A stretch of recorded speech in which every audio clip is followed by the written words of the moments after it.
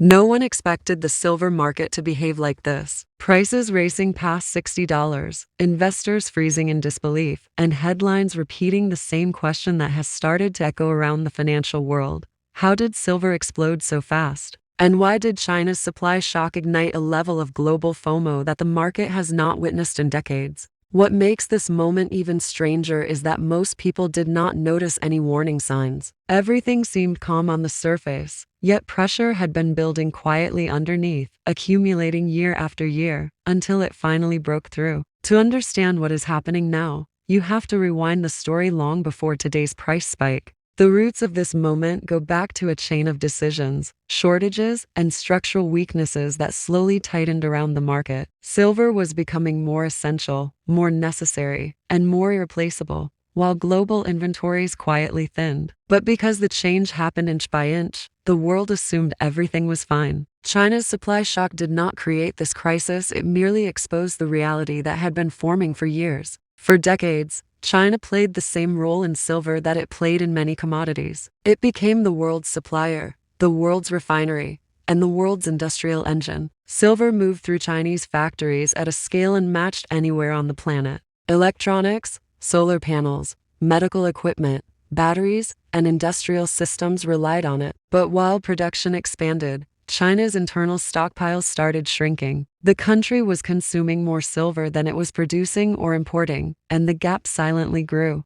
The market should have noticed, but it did not. The numbers were buried under rising global demand, and silver was still considered abundant. Miners continued operating under older assumptions, and investors treated silver as a slow-moving metal. Meanwhile, industrial consumption accelerated. Solar manufacturing exploded. Electric systems multiplied. High-efficiency technologies absorbed more silver than before. China's factories stepped deeper into the global supply chain, pulling more metal inward, quietly draining domestic reserves. This was the setup, a slow, hidden pressure that would eventually reveal itself in the most dramatic way. Then came the shock. When updated warehouse data showed that China's visible silver stockpiles had collapsed by more than 80%, the market froze. It was not just a shortage inside one country. It was a signal that one of the largest global consumers of silver was running out of stored metal at the exact moment that global demand was accelerating. Suddenly, the world realized that the buffer everyone assumed existed was already gone. Once that information spread, something very human happened. FOMO, but not the ordinary kind. This was global, coordinated, and immediate. Silver jumped past $50, then $55, then $60, and surged towards $62 as investors across multiple continents began to understand what the shortage truly meant. The panic was not emotional, it was logical. The market had entered a phase where demand and supply had lost their balance, and no one knew where the new equilibrium would form. By the time the price spike hit major news outlets, the story had already moved beyond simple supply and demand. Traders described the rush as a scramble, as if everyone realized at the same moment that the old price model no longer made sense. Inventories were not just low, they were reaching critical levels. Recycling could not fill the gap. Mining output had barely increased. Many mines were still recovering from underinvestment.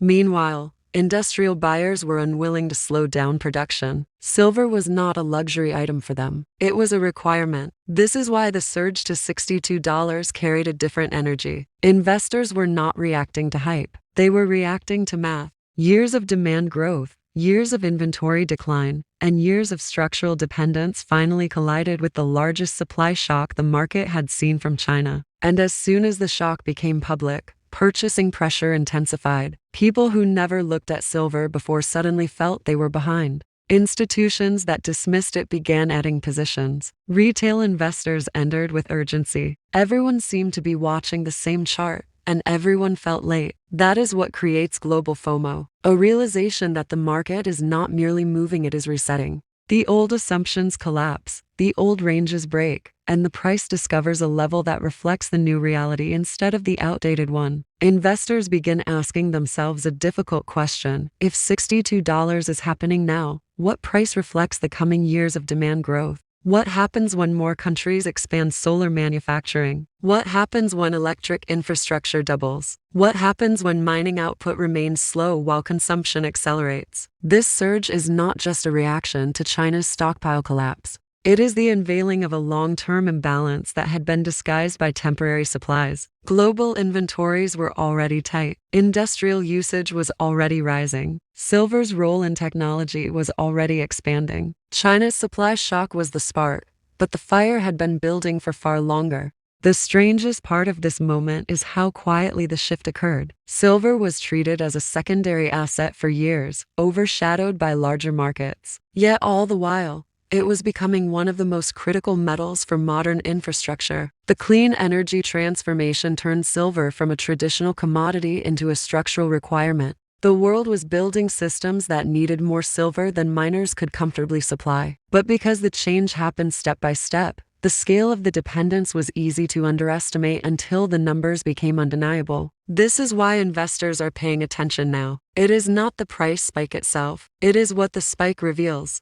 When a metal used in essential technology surges because one country's stockpiles collapse, it forces the world to reconsider everything: the future of supply, the stability of demand, the vulnerability of inventories, and the reliability of old models. Silver's long quiet era has ended. The market has entered a period where supply constraints matter more than they ever have before. The global FOMO now spreading is rooted in realism, not speculation. Investors are no longer asking whether silver will remain important. They are asking how deep the shortage is, how long it will last, and what price reflects an asset that sits at the center of modern manufacturing. Some analysts point to 70, others suggest 80. A few whisper about 100. But the truth is that markets rarely move in a straight line, and prices rarely follow predictions. What matters more is the underlying structure, and that structure is signaling that silver is moving into a new era. The collapse of China's visible supplies may be the moment history remembers,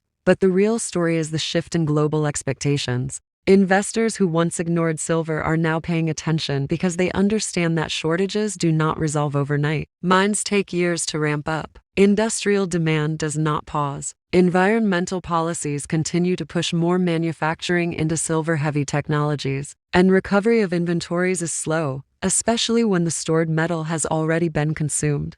There is no hype in acknowledging reality. The world built a system that depends on silver at a scale the market was not prepared for. Prices rising to $62 are not a surprise. They are a signal. They represent the tension between what the world needs and what the world can supply. They reflect years of underestimating how essential this metal has become. The surge also shows something else. Confidence can shift very quickly. Once investors recognize a structural pattern, they adjust. Once institutions see shortages confirmed by data, they reposition. And once demand outpaces supply in a visible, undeniable way, prices rise not because of panic, but because the underlying math leaves no other path. The world is now watching to see if silver stabilizes, continues climbing, or enters a new cycle entirely. No one knows exactly where the next point of resistance will appear, but the past year has already proven one thing clearly. The assumption that silver would stay cheap forever was an illusion. The market was never priced for the demand the world had created. It was priced for the world that used to exist. Now that the illusion has broken, the market is adjusting to the real landscape. And for many investors, this adjustment feels like a window that is rapidly narrowing. That is where the fear of missing out comes from, not excitement, but recognition. Recognition that the story unfolding now is larger than a price spike. It is a structural shift that may be remembered as the moment silver entered a new global era. This explanation is not a prediction, nor is it a warning. It is simply a reflection of how markets behave when long-term pressures finally break through. China's supply shock did not create the global reaction you are seeing today. It simply revealed the truth that had been building for years, waiting for one moment to become undeniable. That moment is now.